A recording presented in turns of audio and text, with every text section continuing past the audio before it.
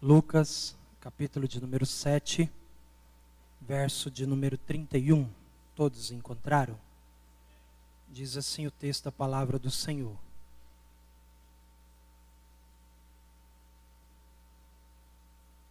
A que posso, pois, comparar os homens desta geração? Prosseguiu Jesus. Com que se parecem? São como crianças que ficam sentadas na praça e gritam umas às outras. Não lhes tocamos flauta, mas vocês não dançaram. Cantamos um lamento, mas vocês não choraram. Veio, pois, João Batista, que jejua e não bebe vinho, e vocês dizem, ele tem demônio. Veio, pois, o Filho do Homem comendo e bebendo, e vocês dizem, aí está um comilão e beberrão, amigo de publicanos e pecadores.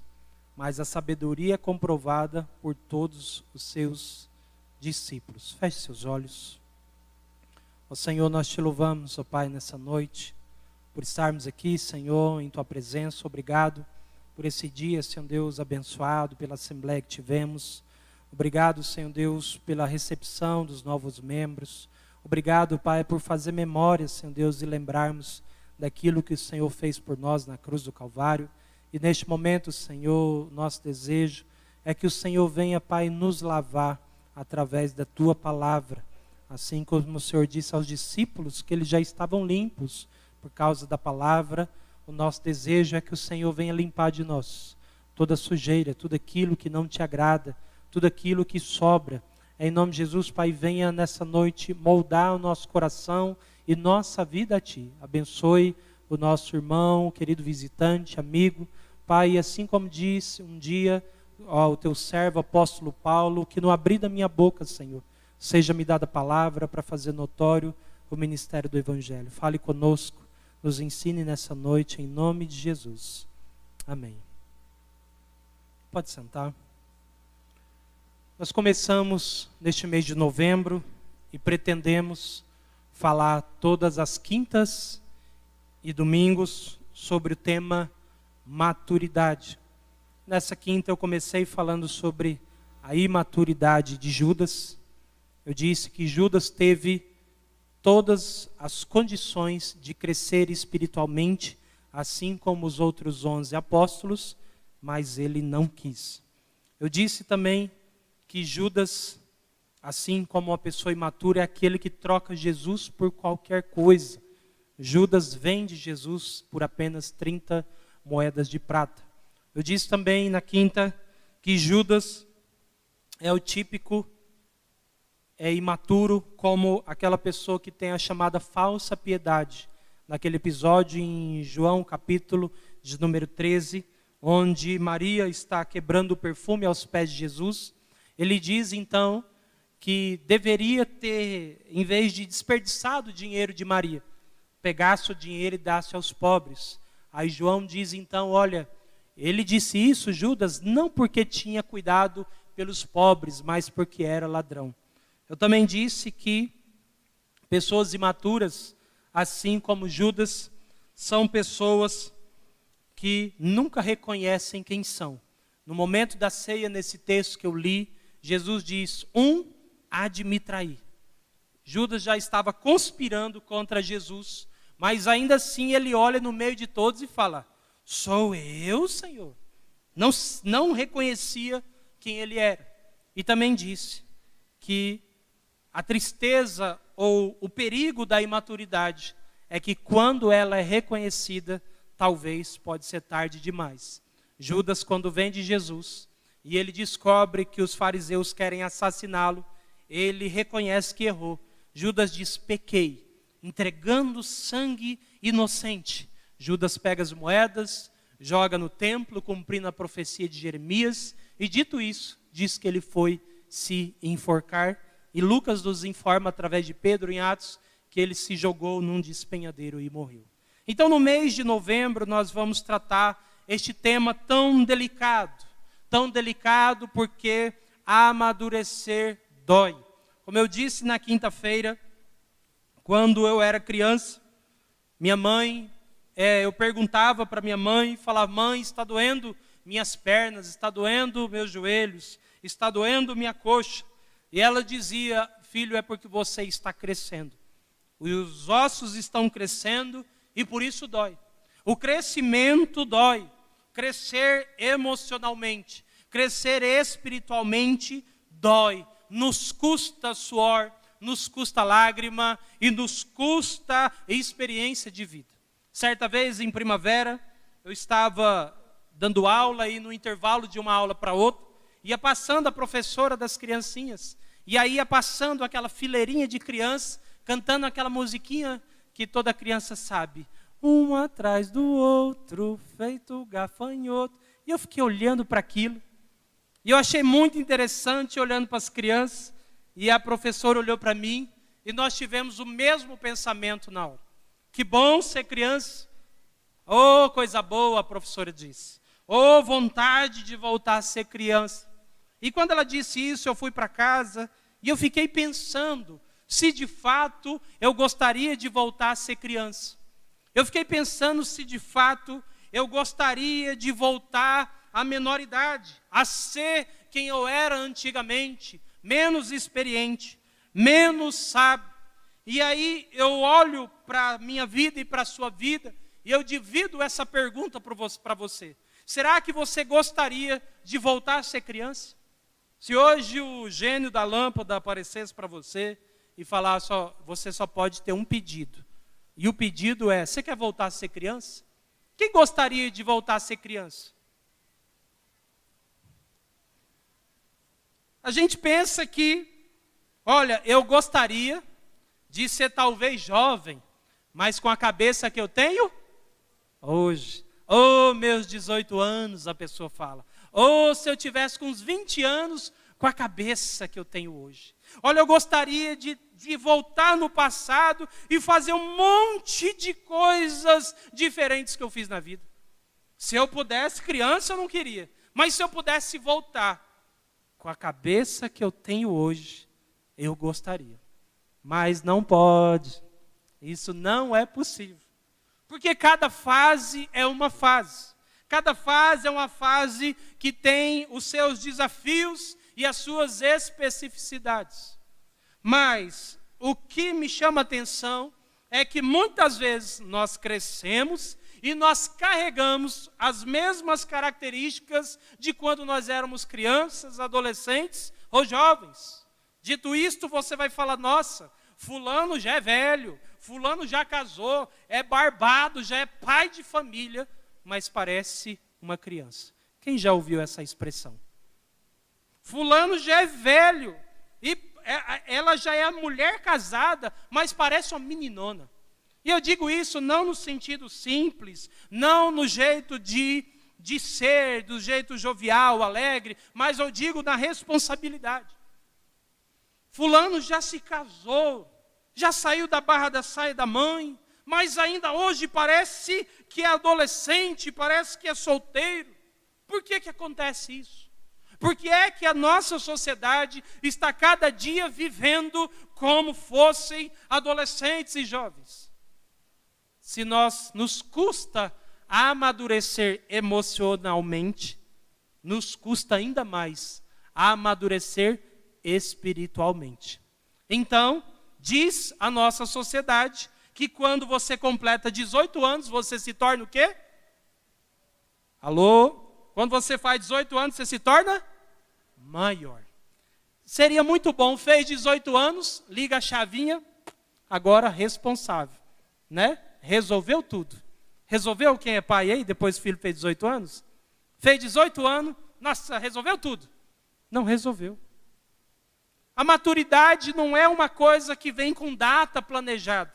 Olha, no dia do seu aniversário, meia-noite, quando você tiver 17 para 18 anos, quando der de meia-noite e 1, você já vai estar uma pessoa mais séria. Seria bom se a maturidade viesse com dia e com hora marcada, mas ela não vem. Mas, para a nossa sociedade, ser maior de idade é ter 18 anos, não importando se nisso você está maduro ou não. E a maturidade espiritual? Com quantos anos você precisa ter de crente para você ser maduro na fé? Se for 18 anos, até eu estou enrolado nessa história, porque eu ainda não tenho 18 anos de fé. Ou quase, né? Já tenho, não sei. Mas enfim, quanto tempo leva para uma pessoa amadurecer espiritualmente? O que ela precisa demonstrar que agora ela se tornou uma pessoa madura? Quais características? Como que ela age? O que eu posso perceber que essa pessoa amadureceu ou não amadureceu? Quando a gente pensa em maturidade espiritual, o problema se torna maior. Porque a criança você manda para a escola. Você manda para a escola e ela começa a aprender, né, a falar, a identificar cores, a identificar formas, a identificar sons, animais, etc., até que ela começa a escrever e a ler. E ela vai aumentando a dose, ela vai se graduando, mudando de fase, e ela vai chegar aos 18 anos, mesmo que ela não tenha faculdade, mas ela já tem uma visão de mundo. E nós, como crentes, nos batizamos, fizemos lá as 10, 12 liçõezinhas do discipulado, e agora a gente já acha que é maduro o suficiente. A maturidade, querida, ela só vem com o tempo. E a maturidade, ela só vem através das nossas experiências, dos nossos traumas, fracassos e decepções. É por isso que tanto dói amadurecer, porque o amadurecimento custa muito caro. E é por isso que muita gente não está disposto a crescer. E como diz alguns psicólogos e sociólogos, preferem viver na síndrome do Peter Pan. Não crescem nunca. E quando nós olhamos para este texto, Jesus também se preocupou com isso. Jesus está respondendo a um dilema de João. João está preso no cárcere. Herodes vai cortar a sua cabeça. João está em crise, João Batista. João está em crise e ele manda perguntar para Jesus através de seus 2 discípulos. Vai até Jesus e manda perguntar se ele é o mesmo Cristo ou devemos esperar outro. Os discípulos vão até Jesus. E Jesus, com a sua ironia santa, divina, providente, quando os discípulos chegam, começa a acontecer milagre. Eles chegaram, o milagre está acontecendo. E Jesus diz, volte para João e diga para ele, conte para ele o que vocês estão vendo. Os mortos são ressuscitados, os cegos são curados, os coxos são, curados, enfim, aos pobres é anunciado o evangelho e muitos são expulsos dos seus demônios. Eles vão voltar para João contar que Jesus é Jesus. E nesse momento diante, Jesus continua falando de João. Quem vocês foram ver do deserto? Somente um homem? Jesus pergunta. Muito mais do que um homem. Eu vos digo que nascido de mulher não houve alguém como João. Até João, todos que nasceram até João foram menores que ele. João foi o último dos profetas. E aí Jesus diz, mas no reino de Deus, todos depois nascidos de João são maiores que ele. João foi a maior figura até a chegada do Novo Testamento. O último profeta considerado do Velho Testamento está lá no Novo.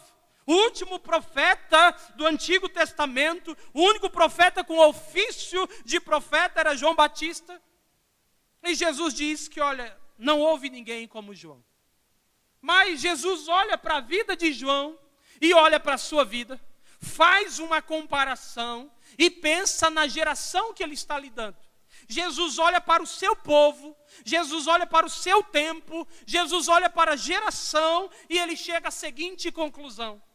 No verso de número 31 vai nos dizer, aqui posso comparar os homens dessa geração com o que se parecem, verso 32, senão como? Senão como? Jesus olha para o povo do seu tempo e ele percebe que a atitude do povo religioso são atitudes de crianças. Por que é que Jesus chega a essa conclusão? Por que é que Jesus se preocupa com a maturidade na sua época? Certamente porque as ações deste povo se pareciam com ações de meninos, segundo a versão atualizada e corrigida, e a NVI como criança. E aí Jesus diz, olha, veja João, como um profeta, o profeta, vocês olharam para João e falaram o quê? Esse cara é endemoniado. Aí veio Jesus, diferente de profeta, você fala o quê? Esse aí também tem demônio, é filho de Beelzebu, né? Esse aí está um comilão, um beberrão, fica no meio de publicanos e pecadores. Em outras palavras, Jesus talvez perguntaria como nós, e agora? Vem o profeta não serve. Vem o filho de Deus não serve. Está difícil, hein? Jesus fala.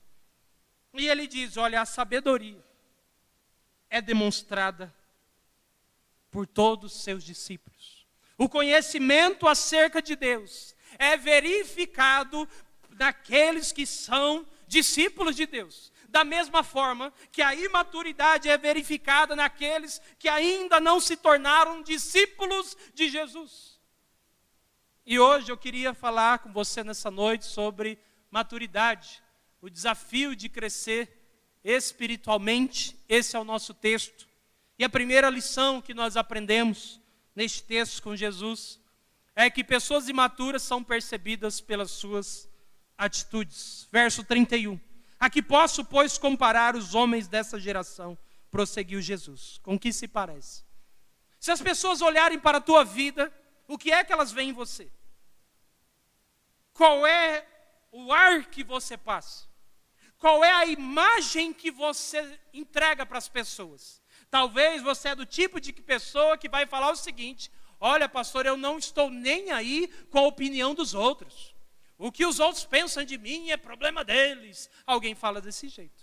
Mas você deveria se importar, porque a sua vida fala. E a sua vida precisa falar de Jesus. Jesus olha para o povo da sua época e ele está perguntando, com que se parece esse povo? Esse povo está parecendo criança. Esse povo está agindo, vivendo como fossem meninos. As nossas ações dizem quem nós somos. As pessoas percebem quem nós somos. As pessoas sinceras e tuas amigas e fiéis vão dizer para você as suas dificuldades. Mas quando pessoas amigas, sinceras e honestas, nos dizem a nossa dificuldade, se a gente não tiver maturidade para a gente receber, o que é que a gente faz? Meu avô dizia que se conselho fosse bom, era o quê? Eu vendia, né? A pessoa chega e te dá um conselho. Irmão, olha, está acontecendo isso em sua vida. Eu percebo isso em você. Aí diz que a melhor defesa é o ataque. O quê? Você está falando isso de mim? Eu não acredito. Você, meu amigo, está falando que eu sou isso? Ah, então agora eu vou te falar quem é você. Aí ele não recebe a transformação e ele devolve o erro. Ele devolve para a pessoa o que ele acha do outro. Então as suas ações dizem se você é uma pessoa madura em Cristo ou você é uma pessoa que precisa amadurecer. São suas coisas do dia a dia. São seu jeito de ser, são sua fala, o jeito de lidar com Deus, o jeito de lidar com os irmãos, o jeito de você lidar com a sua família, o jeito de você lidar com as coisas espirituais, é que vão mostrar se você amadureceu ou se você ainda é um menino na fé. E tem hora que eu vejo algumas coisas que eu fico, não gente, não dá para acreditar. Ah não é possível gente. Tanto tempo na igreja. Nasceu na igreja, tem 5 anos, tem 10 anos, tem 15, tem 20, 30, e parece que a maturidade não chega, porque o comportamento dessa pessoa parece comportamento de criança. Jesus olha para a sua geração e ele está preocupado. A quem eu vou comparar esse povo? Como é que esse povo é visto? Como é que você é visto lá no seu trabalho? Ixi, lá no meu trabalho, a fama do fulano é problema, hein? Olha, o cara é problema, pai. É da sua igreja? Rapaz, é da Renovada? Nossa, cara. Olha, lá no trabalho, misericórdia. Aquela irmã é da sua igreja? Nossa, barraqueira, linguaruda. Nossa, é da sua igreja, pastor? Meu Deus, é de lá. E esse pastor que está aí, pastor Jean, é pastor na Renovada? Meu Deus, que homem sem futuro, gente. Como é que as pessoas nos veem? Não estou nem aí que fala de mim. Preocupe-se, querido. As pessoas têm uma visão, às vezes, melhor da nossa vida do que nós mesmos. As pessoas de fora conseguem perceber melhor. Às vezes sua esposa fala, você não aceita. Às vezes seu esposo fala, você não aceita. Aí tem que vir alguém de fora para dar um toque para você. Tem que vir alguém para fazer, acorda para a vida, cresce, amadurece. Aí tem que vir o pastor no mês inteiro para falar isso para você. Tem que vir a palavra de Deus para falar para mim e para você que as nossas ações podem nos condenar. As nossas ações podem dizer se nós somos maduros ou nós somos imaturos em Cristo Jesus. Segunda lição que nós tiramos é que pessoas imaturas nunca aceitam ter sua vontade contrariada. Verso 32, são como crianças que ficam sentados na praça, gritam umas às outras. Nós lhe tocamos flauta, mas vocês não dançaram. Cantamos um lamento, mas vocês não choraram. Cadê os homens aqui? Quem jogava bola quando era criança? Né? Quando nós jogávamos bola, era criança, sempre tinha o dono da bola. Quem lembra do dono da bola? Geralmente o dono da bola era alguém que tinha um pouco mais de condição. Tipo o Kiko, né, lá no Chaves. Aquele que chegava com a bola e... E aí ele trazia a bola. Só que a bola vinha com uma condição. Ou joga do meu jeito... Vamos lá, vamos completar o raciocínio. Ou joga do meu jeito, ou não tem jogo. Quem já passou nesta época? Pastor, nessa época era assim. Eu era criança, era assim. E não só com a bola, com o Atari, né? Eu nunca tive um Atari, irmão. Né? Quando nós olhamos que Jesus está falando da sua geração, e essa geração se parece como criança, ele está dizendo das pessoas que ainda não amadureceram, que são pessoas que nunca aceitam ter a sua vontade contrariada. Eu estou no time até que concordem comigo. Discordou de mim, eu faço o quê? Pega a viola, põe no saco e vou embora. Será que isso acontece na igreja, irmãos? Sim ou não? Eu não concordei não. Não concordo de jeito nenhum. Quem é que está à frente desse negócio? É José. Ixi, então não quero não. O que vai fazer agora? Não, vai fazer linguiça. Não, mas eu queria carne, então eu saio da igreja. O que vai fazer? É macarrão ao molho vermelho, mas eu queria molho branco, então eu não aceito, então eu saio. Pessoas imaturas nunca aceitam ter sua vontade contrariada.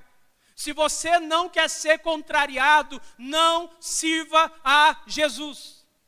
Servir a Jesus é ter diariamente a nossa vontade sendo contrariada e sendo submetida a Ele. Porque Jesus diz que aquele que quiser vir após mim, tome a sua cruz, negue a si mesmo e siga-me. Se você veio para Jesus achando que você vai ter sempre a autonomia da sua vida, você ainda não entendeu o Evangelho. Estar em Cristo é ter a nossa vontade contrariada. Estar em Cristo é dizer para Deus, Senhor, talvez eu não concorde, mas eu aprendi a me entregar nas suas mãos. Eu aprendi a entregar a minha vontade a Ti. Eu aprendi a submeter os meus desejos e sonhos ao Senhor. Porque nós não podemos ficar vivendo como crentes meninos diante de Deus. Desculpa ainda. Assustei ela.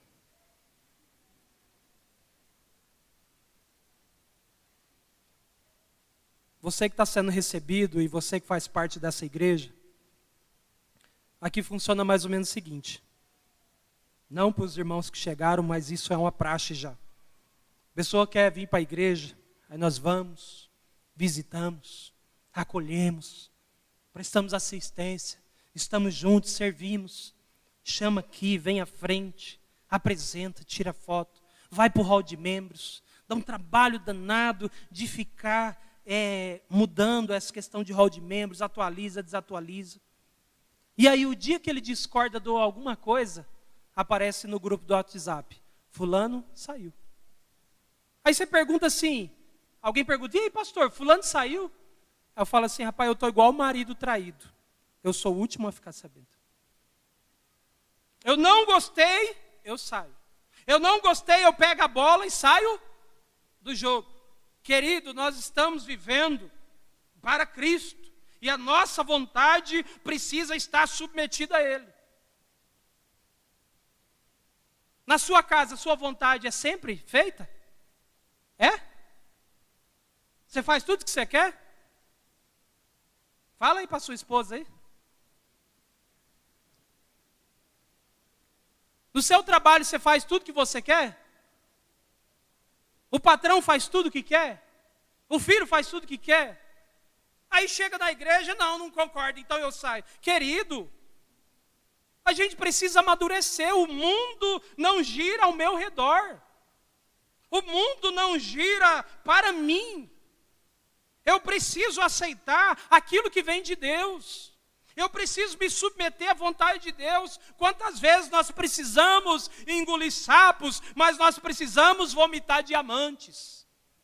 Nós precisamos pegar aquilo que é ruim e transformar naquilo que é bom. Pessoas imaturas nunca aceitam ter sua vontade contrariada. Pessoas assim não conseguem trabalhar em equipe.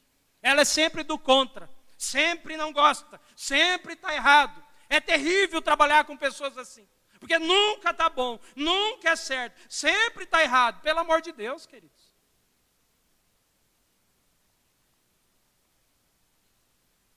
Nós precisamos mudar o nosso caráter e dizer, Senhor, seja feita a tua vontade e não a minha. Louvado seja o nome do Senhor. Terceiro, passou demais aí.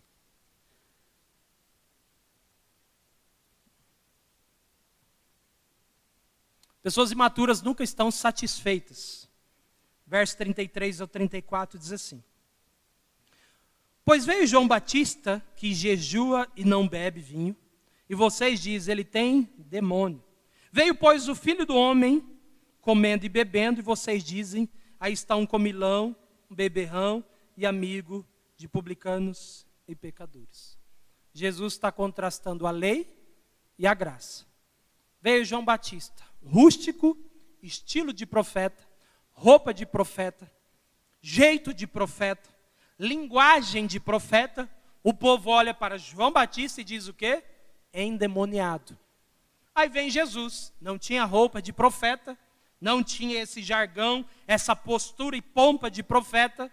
Jesus não tinha este voto de se separar de determinadas coisas, e Jesus está comendo e bebendo, e diz o povo, esse aí é comilão e é um beberrão.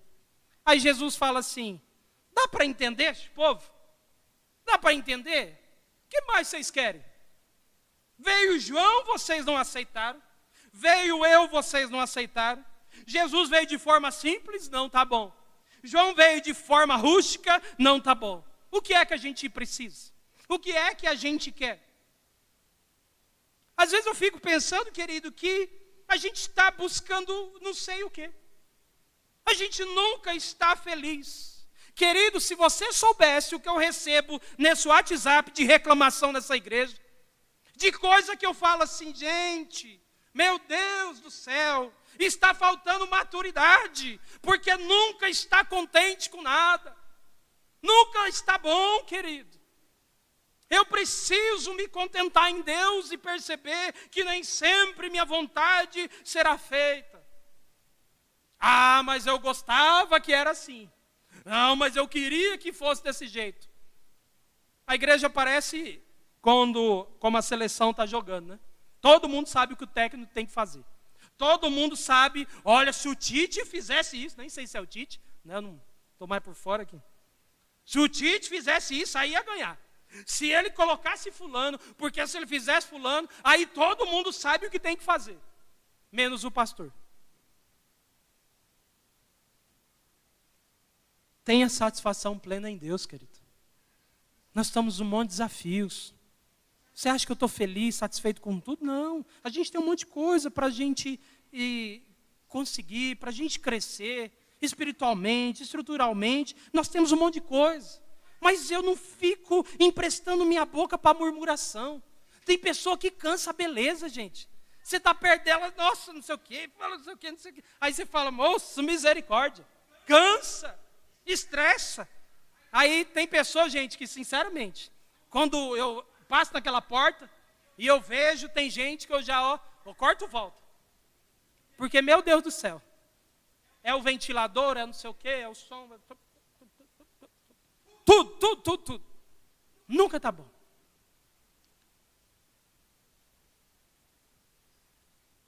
Há satisfação no seu coração, querido?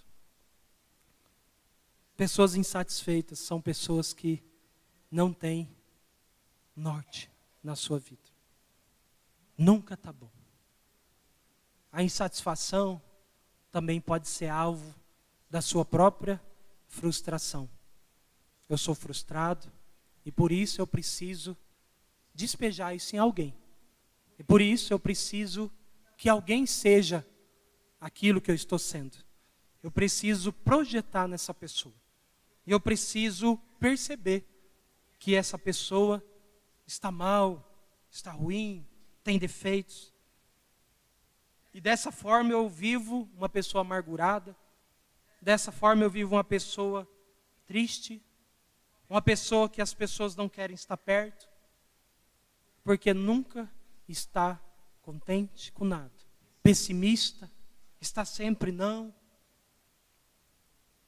Você tem feito a sua vontade ou a vontade de Deus? E eu disse um dia que eu ainda vou pregar uma mensagem com o tema, e se Deus dissesse sim? E se Deus tivesse dito sim para você?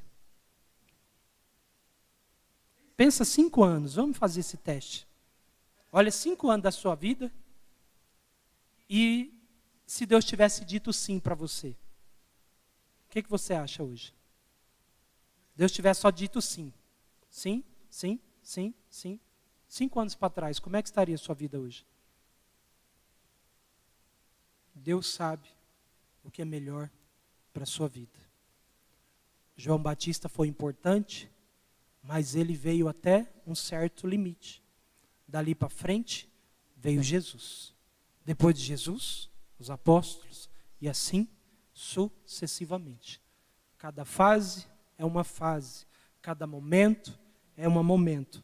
Então eu preciso me adequar ao momento que Deus está trazendo para a minha vida. Então busque satisfação em Deus. De fato nós precisamos avançar. Mas você precisa se satisfazer no Senhor. Salmo 37, verso 4 diz, deleita-te. Deleitar é encontrar satisfação plena. Quando eu estou satisfeito em Deus, eu estou satisfeito com as outras coisas. Com estar satisfeito, eu não estou dizendo que a partir de hoje, você não pode mais cobrar nada. Hoje pela manhã na Assembleia, nós abrimos, irmãos, quem quer perguntar, pode cobrar, pode nos procurar. Não é isso que eu estou dizendo. Eu estou dizendo para perfil de uma pessoa imatura, que só sabe reclamar, que nunca está bom. Pessoas assim, elas estragam o ambiente de trabalho, estragam projetos, jogam água naquilo que está fervendo. Eu estou falando de postura. Eu não estou falando que com essa mensagem, de repente você fala, o pastor está falando isso, porque alguém está cobrando ele. Não. Eu estou falando de maturidade, de ter capacidade de olhar as situações e os problemas e resolvê-los com maturidade. Mesmo com insatisfação, você pode ter a capacidade de resolver as coisas de modo correto. O que você não pode é ficar sempre insatisfeito e também desanimar as pessoas que estão com você. Ano passado, querido, pessoas lutando aqui dentro para tirar a gente daqui dentro para fora. Pessoas aqui dentro fazendo cabeça da outra. Vamos sair porque agora a igreja está fria. Vamos sair porque agora não sei o quê. Vamos sair porque agora não sei o quê. Querido, fique insatisfeito sozinho. Deixa consigo mesmo a sua insatisfação. Nós precisamos ter maturidade. Pastor, olha, eu acho que nessa área está falhando. O senhor já percebeu essa área? Puxa, irmão, eu não tinha percebido, que legal, vamos orar, obrigado. Eu estou apto, irmão, para conversar. Eu só não quero que você haja como uma pessoa imatura e está satisfeita. Em vez de me procurar o conselho, a nossa liderança, você fica, além de insatisfeito, insatisfazendo mais pessoas juntos. As pessoas estão aqui condenando João, estão aqui condenando Jesus, ninguém está bom. E como eu disse, cada tempo é um tempo. Hoje eu estou aqui, eu estou pastor, mas daqui um dia eu não estou mais. Então é um tempo de transição, de mudança. Você tem a possibilidade, o direito de ficar insatisfeito. Agora você não pode, com a sua insatisfação, se tornar uma pessoa imatura diante de Deus. Os crentes do tempo de Jesus eram tão imaturos que chegaram a chamar o maior homem nascido de mulher, de endemoniado. Chegaram a chamar o Filho de Deus comilão, beberrão, de que expulsava o demônio por Beelzebu. A insatisfação tomou conta do coração deste povo, que eles perderam o foco das coisas sérias e sagradas. Então, pessoas imaturas nunca estão satisfeitas com nada. Tem coisas que a pessoa, ela só está insatisfeita para coisas espirituais. E dito isto, são pessoas que vivem uma falsa piedade. Ela não é insatisfeita com a corrupção, ela não é insatisfeita com as coisas erradas que ela faz, mas como ele é muito espiritual, a pessoa é muito espiritual, aí na igreja eu tenho que ser tudo santo, pastor. Na igreja é tudo sério, é muita santidade. Mas fora da igreja não tem essa santidade toda. Fora da igreja não tem essa insatisfação toda. Se você é uma pessoa que faz parte da corrupção, pastor, eu não faço parte da corrupção não. Você tem Sky Gato em casa?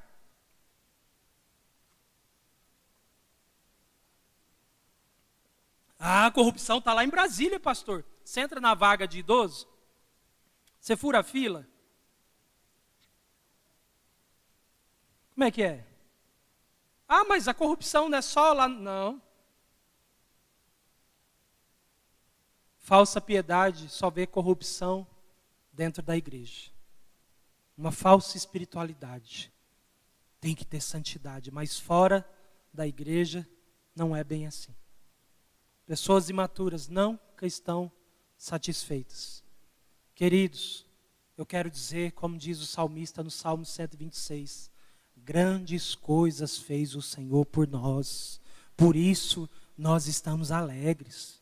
Estou feliz, querido, estou alegre, estou vibrando, estou sonhando, querido, estou animado. Não sei se você sabe, mas eu demoro a dormir pensando em igreja, gente. Eu saio pensando em igreja, vou para as férias pensando em igreja. Eu fui com o pastor Marquinhos no Paraná, a gente falou de igreja do início, na volta eu falei, pastor, vamos parar de falar de igreja. Não sai da minha cabeça esse negócio. Eu vivo isso, sonho isso, querido, porque eu quero realizar a vontade de Deus na minha vida e dessa igreja. Mas eu não estou aqui só criticando, está tudo errado, está tudo isso, eu estou insatisfeito. Eu estou dizendo que nós, como pessoas, precisamos amadurecer. E mesmo que nos tornarmos em alguma situação insatisfeitos, nós tenhamos maturidade para lidar com isso. Louvado seja o nome do Senhor. Para finalizar, pessoas imaturas nunca conseguem perceber a realidade. Verso 35. Mas a sabedoria é comprovada por todos os seus. Qual que é diferente, ou a diferença de ser convertido e de ser discípulo? Convertido, querido, é você aderir a um sistema. Fulano se converteu, ele aderiu a um sistema. Ele agora segue cartilha, ele agora tem códigos e normas que ele precisa seguir, mas ele não se tornou discípulo. Ser discípulo é uma grande diferença de ser convertido. Você pode se converter a um partido, você pode se converter a um time de futebol, você pode se converter a uma agremiação, você pode se converter a uma ideologia, você pode se converter ao islamismo, ao budismo, a tanto ismo que tem por aí. Agora, se tornar discípulo é diferente. Há pessoas que são convertidas e pessoas que são discípulos. Convertidos são essas pessoas que seguem a cartilha. São pessoas que copiam, que vêm na igreja, sentou, ele senta, bateu palma, ele bate, falou glória, ele fala, mandou orar, ele ora, mas ele não tem uma vida com Deus. Ele é uma pessoa que se tornou alguém que aderiu a um sistema, mas ainda o coração dele não é de Jesus. Pessoas assim, elas vêm à igreja, mas não são da igreja. Ontem, no nosso trabalho à tarde de ministérios, nós analisamos Êxodo 32 e nós falamos por que é que o povo de Israel se corrompeu. Por que é que o povo de Israel fez o bezerro de ouro? A conclusão que nós chegamos é que esse povo ainda não era crente, ainda não eram, usando um termo do Novo Testamento, discípulos de Deus. Esse povo era convertido. Era um tipo de pessoas que você conhece que, mas não vai na sua igreja, mas não é crente, mas não batizou. Eu vejo ele na sua igreja. Por que é que está com essa conduta ainda? Por que é que está vivendo assim ainda? Porque o coração dele ainda não é de Jesus. O povo de Israel havia saído do Egito, mas o Egito não havia saído do coração do povo. Pessoas que ainda são imaturas, elas não conseguem perceber a realidade e ainda não se tornaram discípulos. São meras pessoas que aderiram ao sistema. Ela mudou a sua linguagem, agora ela fala glória, aleluia, a paz do Senhor, oh glória, que bênção, irmão e tal, mas fora daqui a vida dele totalmente ao contrário daquilo que ele está dizendo.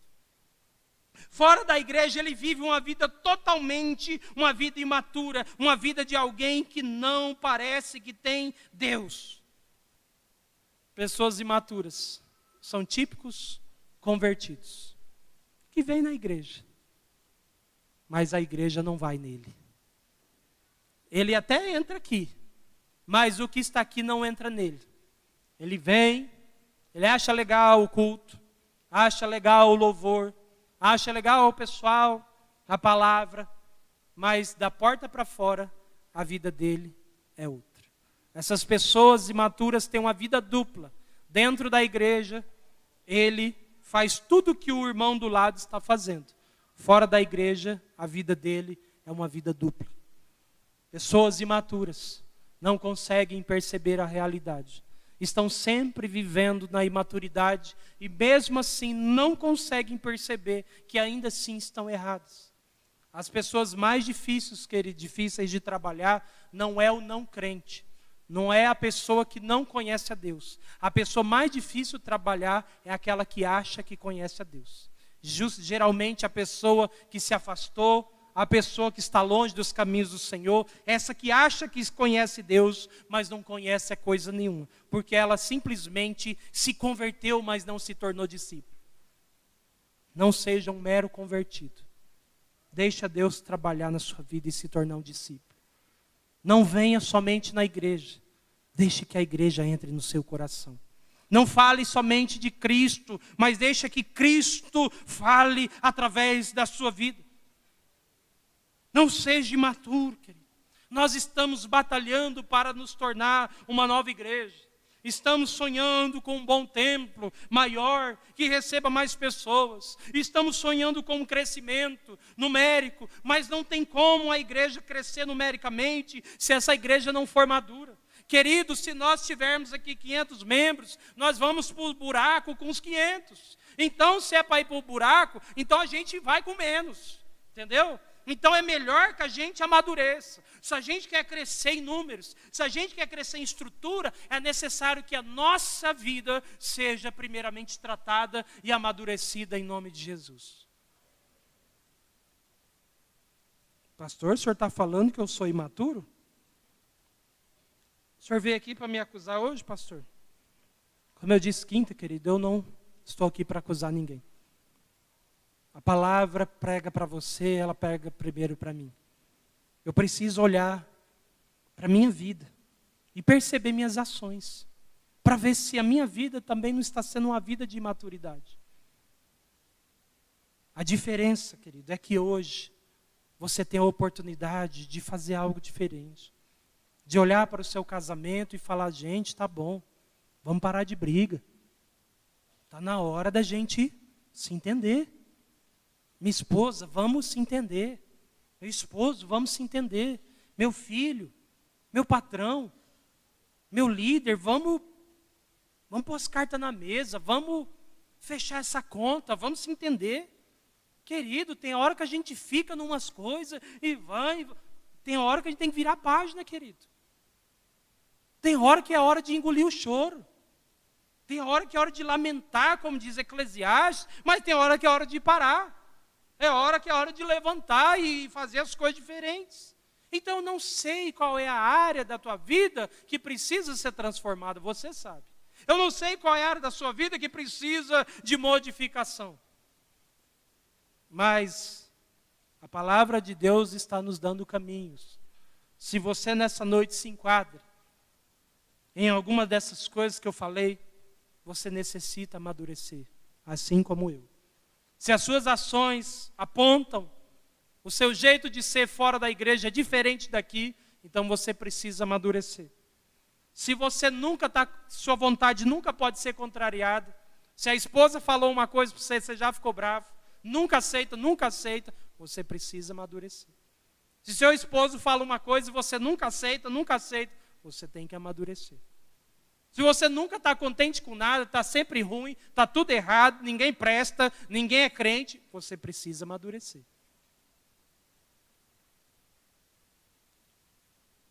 Talvez você diga, não, eu conheço a palavra, pastor, perceba a realidade. Sou crente há quantos anos? Batizado no Espírito Santo, do monte. Olha, daquele. Mas por que não mudou a vida? Por que você não mudou o seu jeito de ser? Então, querido, eu sempre falo, no final das contas, será sempre entre você e Deus. A mesma palavra que fala comigo, fala com você nessa noite. É necessário e é tempo de amadurecimento. Vamos nos colocar em pé em nome de Jesus.